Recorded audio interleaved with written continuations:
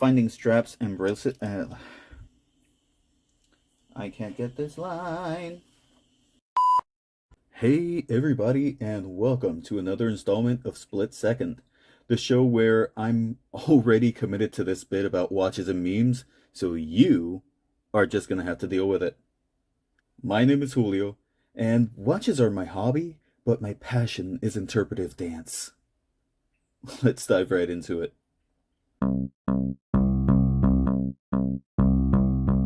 Before proceeding, remember to like, comment, and subscribe, and ring that bell so you're notified whenever I publish a new video. As usual, let's start with our customary wrist check. Today I am wearing my Aragon DM42. You can see my spicy take on this bad boy up here in the corner and in the description down below. Today I have a newcomer to the channel, but a favorite among microbrand enthusiasts. Zelos, whatever, however you pronounce it. This is the Swordfish 40mm from Zelos. I'm just going to keep saying Zelos unless I say Zelos or Zelos. Whatever. Just pick your pronunciation and imagine I'm saying that. A slightly smaller version of their popular Swordfish line, the SF40 has proven to be a great seller for Zelos, inspiring bronze variants as well as less common materials such as tantalum and crystallized titanium. The most recent version is regular non-crystallized titanium, but it is no less beautiful for it. Now the version I have here is a stainless steel frost variant I accidentally got used from eBay. I know, accidental, right? Well, no, I actually mean it. See, I was window shopping and I saw this going for like $260. And I thought to myself, no way, it has to be too good to be true. And, you know, it'll probably do that thing where it automatically auto increases the bid when you upbid it. But to my surprise, lo and behold, it didn't do that. So here I am. I got this for $265 off of eBay. Zelos are known for their bold design language, and the Swordfish is no exception. Its stark, angular case reminds me of a Seiko Samurai in concept, if not execution. That's about where the similarities end, though. The dial is of the sandwich variety, fully loomed, no less, with BGW9 on the top layer and C3X1 peeking through the cutout indexes and applied generously to the hands and bezel. The Zelos Z, or Z, for those of you in literally any other English-speaking country. Zed's dead, baby. Zed's dead. Okay, geez, fine. Z. If you weren't so handy with a katana... Wait, how did a boxer become so good with a katana? Where's that film, Tarantino? Huh? You freaky foot fetishist? Great. You got me so worked up I'm interested in arbitrary alliteration. Are you done? Are you done? Yes. Yes, I'm done.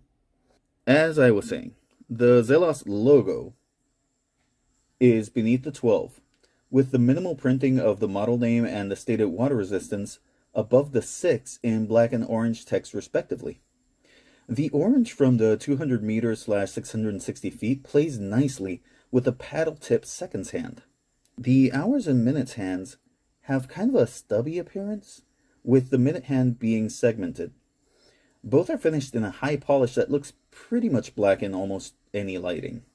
As I stated previously, all indexes are cut out with a slight trapezoidal shape to them.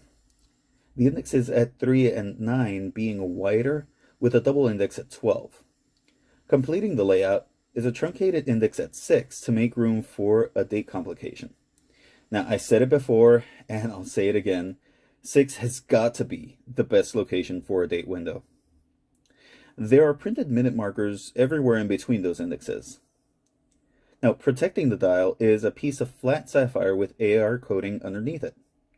Holding that in place is a scalloped ring, which itself is surrounded by the bezel, which has slightly aggressive indentations, making for good grippiness.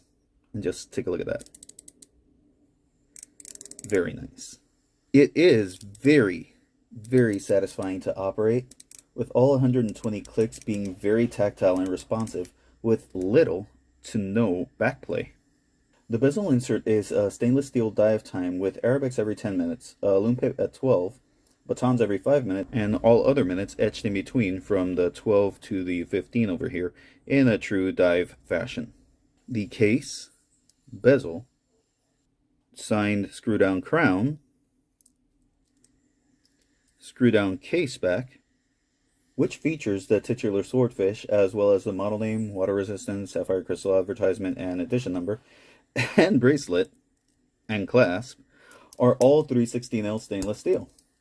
It comes in at pretty much 40 millimeters, practically on the button there, with 12.5 millimeters thickness and a 45.5-ish, 45.5 millimeter lug to lug, which is effectively just slightly larger due to the male end links, which add another 0.5 millimeters to the overall length.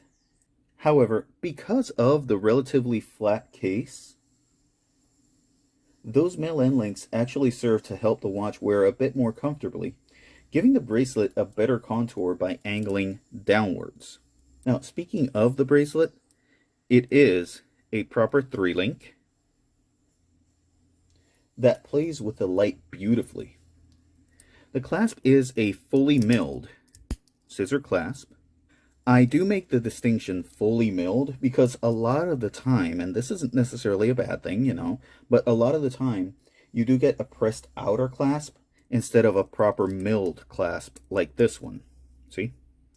And let's just see if I can properly illustrate the difference here. I have this Phoebus bracelet, this engineer, and you'll see it is also a scissor clasp, but when you look at the inside of it, you can tell there's very little machining there. They basically, what they do here is they take the piece of steel and they kind of bend it to this form. So they press it into shape. You can also see that here where the clasp folds over.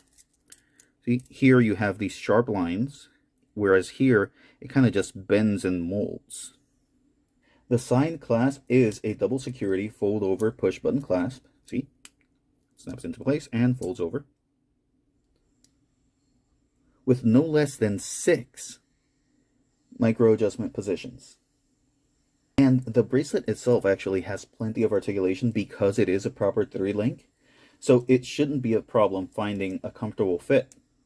And once you do determine what that fit will be, sizing is a breeze because of these screw pins.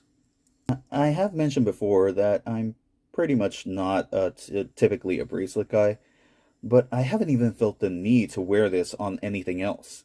It's just that comfy. However, should you feel the need for speed. No! We are not doing that one. That's where I draw the line. Are you done? Are you done? Yes. Sorry. Now, should you feel inclined to change the bracelet for something else, you're going to be spoiled for options, because this has a 20 millimeter lug width, which means that finding straps and bracelets for it should be a breeze. And changes will be a non-issue thanks to quick release spring bars. That's a great detail here.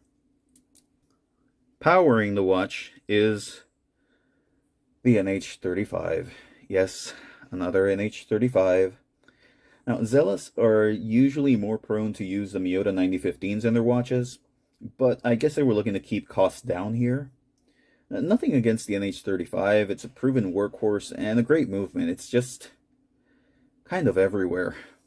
Maybe less so in the not too distant future, since there's a shortage of them right now due to the pandemic. We are already seeing a surge of microbrands opting for the aforementioned Miyotas, so let's see what happens there. What do I like? Man, there is very little not to like here. The looks are subjective, obviously, but damn, I can't help but bring it up. This thing is gorgeous. The dial and hands are super legible with great contrast. The date is at 6 for optimal balance. There's a nice consistent color scheme. The design language is aggressive yet subtle. Surely a hard balance to strike. I love how the end links don't go all the way up to the bezel, but instead they're kind of meeting halfway and the lugs angle inwards towards the end link. The crown is pretty grippy and smooth in threading and unthreading, and I just love everything about this bracelet. It is superbly comfortable. It's easy to size and easy to find a good fit. And of course, when talking about things I like, we can't forget about the loom. Just look at that. Now, Zelos are known for their great loom, and you can see why. What do I wish were different? Well, like I said, not much. But if I have a few nits to pick, they are purely aesthetic. First, the print on the dial is decidedly small. Now, while keeping the dial look clean, it's tough to read with the naked eye. They could have stood to make it a little bit bigger or just not put it on there at all. The other thing is the case back. That swordfish looks okay, but the whole thing just sort of looks plain Jane to me. Maybe I'm just used to seeing casebacks that bombard me with watch specs, but aside from the fish, it all looks pretty bare. Also, while I enjoy the novelty of a quick release bracelet, the lever placement is a bit uncomfortable for me in particular, as it has a way of pressing into the bone on my wrist. It's not all the time, and it's not something that's like killing me or anything, but you know, it's just one of those things where when you least expect it, it starts bugging you and you have to adjust the watch.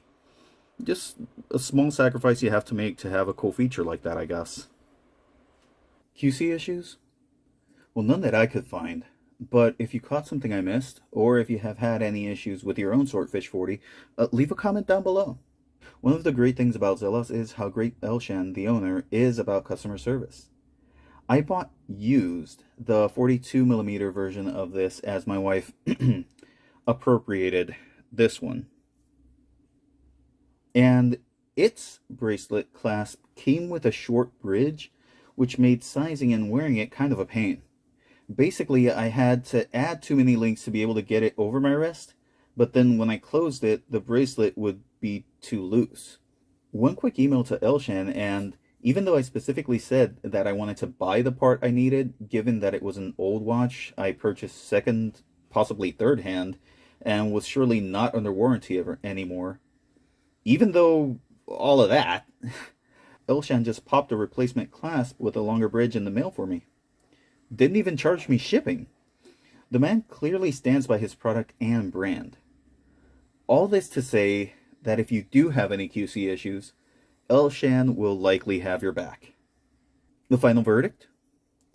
Zelos have their fair share of popular models.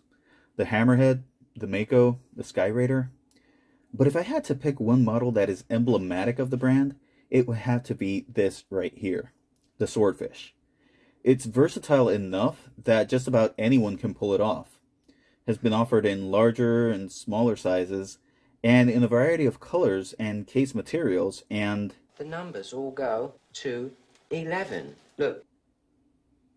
No! This actually goes to 12, like a watch should. Seriously? Spinal Tap? Come on, who is that even for anyway? Of all the references you could make... Are you done? Are you done? Yeah, pretty much. Let me just wrap it up. So what did you think of the Swordfish 40? Did you like it? Did you hate it? Do I seriously think you'd be watching this if you weren't already familiar with it? Now, if you want to acquire a Swordfish 40 to call your own, they're pretty much almost always available on eBay, but be warned, they usually trade at a premium, as most Zelos watches do. If you're inclined towards a titanium one, you are in luck, as there are still a few variants in stock at the Zelos website at the time of filming. And they're priced ridiculously low for a titanium watch.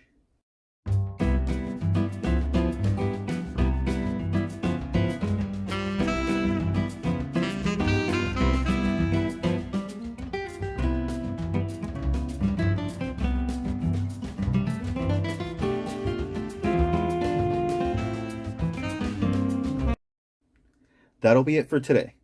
Stay safe, mask up, and be kind to each other, because life can change in a split second. Whoa! You made it all the way to the end of the video? Really? That's amazing. Even I don't make it all the way to the end of the video. Well, if you like what you saw, click here for another video and click here to subscribe to my channel. Don't forget to ring that bell so you're notified whenever I publish a new video. Thanks for watching.